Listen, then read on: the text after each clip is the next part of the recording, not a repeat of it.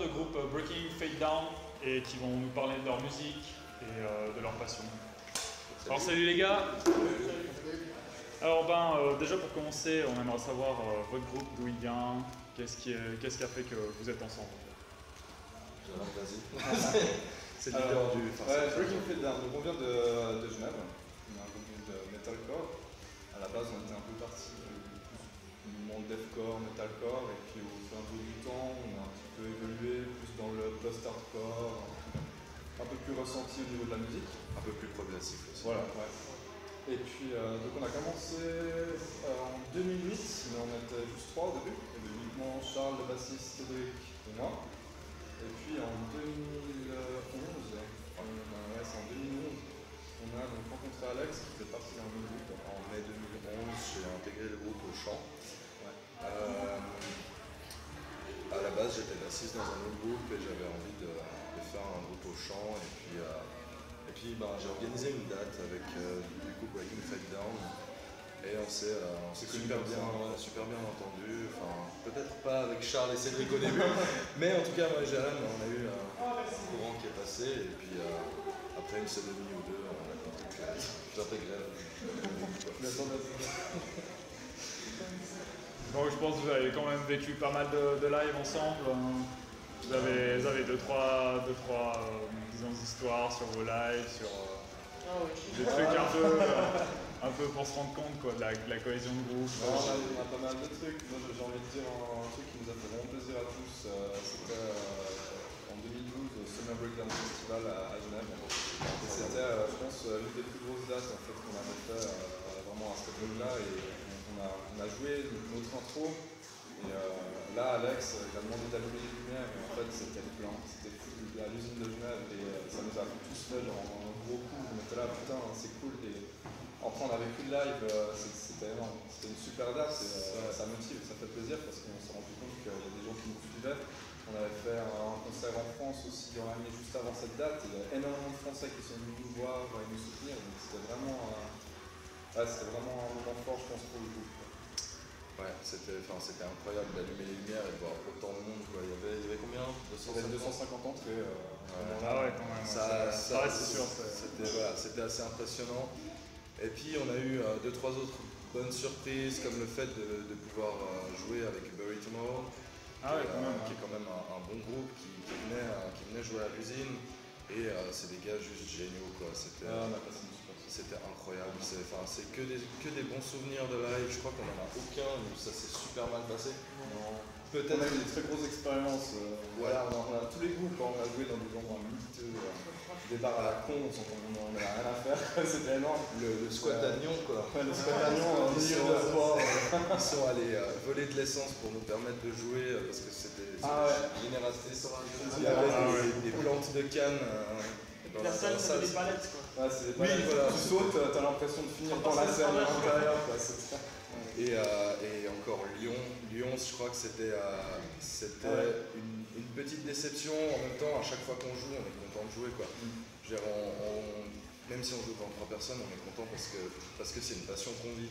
Maintenant, en 3 personnes, ça nous a un peu fait chier parce qu'on avait des frais, on avait des trucs et du coup on était un peu dans la merde à la fin, quoi.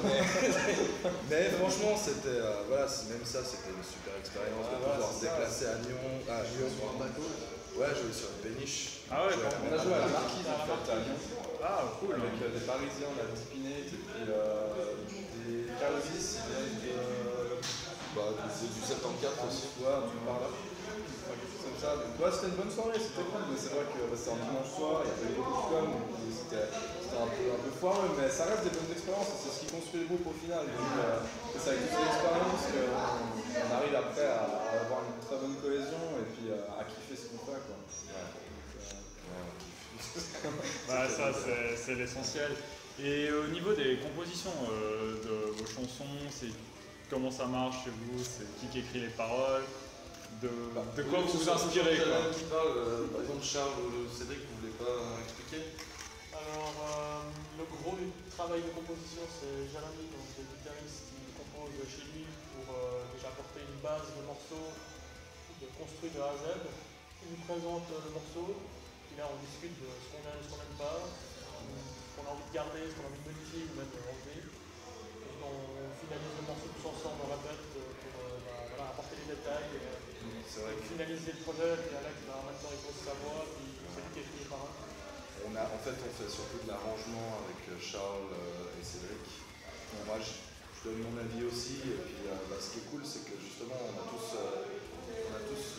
la même voix, voilà, on arrive plus à proposer des choses qui sont intéressantes et au final à faire passer des trucs. Et c'est vrai que du coup, notre musique, elle reflète vraiment les quatre, quoi. Ouais, sauf qu'on prend jamais en compte ce qu'il amène lui, parce qu'on en a rien à faire. Voilà. Et après ça, de toute façon, je m'en fous, je fais 3 sur 4, c'est bien. Ouais, voilà.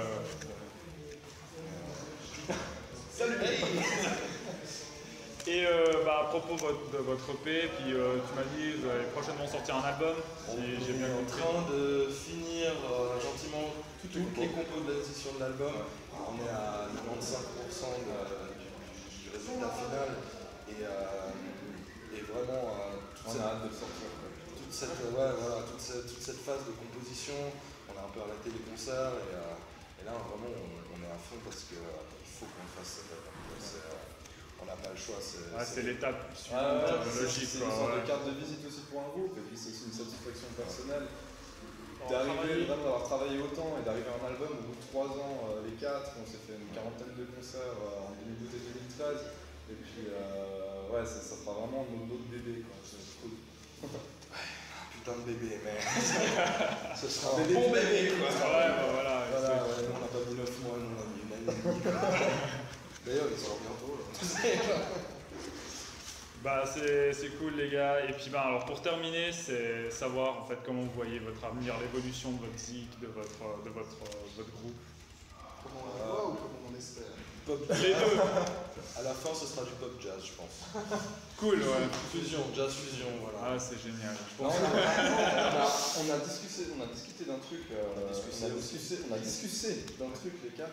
Dernièrement, c'est vrai qu'une fois qu'on sort le premier album, je vais directement me mettre, on va directement se mettre, parce qu'on va certainement composer de manière un peu différente, mais on va directement s'attaquer au deuxième album.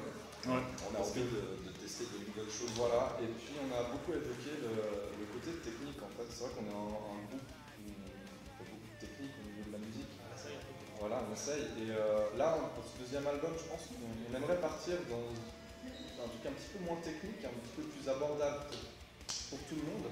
Mais Plus brut, je pense. Pardon? Un peu plus brut, tu dis? Alors, ouais, peut-être pas plus brut, mais qui est plus recherché au niveau des sonorités, mais moins saccadé, moins de notes un peu partout et du grand lâche de manche tout le temps. Parce qu'au final, c'est ce qu'on kiffe aussi, c'est pouvoir bouger sur scène, transmettre une énergie au public. Et c'est vrai qu'on a des morceaux, on a de la peine à vraiment kiffer parce qu'on est trop sur notre planche avec Charles et on ne peut pas forcément bouger comme des dingues en faisant tout ça. Mais on aimerait quand même garder tout ce côté technique au niveau de la batterie. Donc je pense que l'équilibre il va se faire parce que voilà, on va garder ce côté technique pour qu'on garde l'âme de BFD. Voilà, on va essayer, on va voir ce que ça donne pour le deuxième album. On a déjà sorti le premier. Et puis, voilà. Même pour l'avenir, voilà, on a vu un petit peu ça. C'est vrai qu'on aimerait jouer de plus en plus, peut-être moins faire de dates tous les week-ends, mais de plus en plus de week-ends complètes tournées ou une semaine de tournée en Europe, des trucs comme ça. Ouais, c'est un petit peu moins fatigant. Après, on a vraiment des compos qui sont crevantes sur scène, quoi. Parce qu'on essaye de transmettre de l'énergie. Ce qu'il faut savoir, c'est par exemple, Charles joue au doigt et c'est un peu le bassiste deuxième guitare. C'est-à-dire qu'il fait beaucoup de notes pour un bassiste, il est vraiment ultra présent. Comme on n'a qu'une guitare, c'était vraiment un bon équilibre, un compromis, un équilibre. Et c'est vrai que là, on est aussi dans une phase où on a plus envie pour la suite d'apporter plus d'énergie de notre part, scénique, plus de choses peut-être un peu plus faciles à comprendre, à écouter, mais en même temps avec toujours une technique mais différente, amenée différemment, quoi. Je pense que cette année, au niveau du premier album, si on peut se mettre se projeter sur un délai assez court, sur cette année, je pense que voilà, dès qu'on sort l'album, on va tout faire pour faire un max de concerts, un max de tournées, parce que c'est très important pour nous d'être sur scène, d'être visible. le but c'est aussi de faire un album qui va se faire connaître, quoi. Parce que on a envie de passer une étape, de passer à quelque chose d'encore plus important et on pleure, quoi. Pour finir, on aimerait que les gens qui écoutent cet album et qui n'aiment pas forcément tout mais qui disent c'est bien fait, c'est un album qui est complet et c'est bien construit, bien amené, bien pensé. Et ça nous fait super plaisir aussi parce que au final c'est ça qu'on veut, qu'il y ait une satisfaction, une reconnaissance. C'est une reconnaissance, du travail qu'on fait. Je dirais pas c'est ça, c'est ce qu'on attend le plus parce que on kiffe ce qu'on fait. Mais on attend de toute façon une reconnaissance, c'est sûr. Eh ben les gars, c'est génial d'avoir pu discuter avec vous, d'avoir pu faire votre connaissance, vous avoir vu en live. Et puis voilà. Alors, merci. Merci à toi.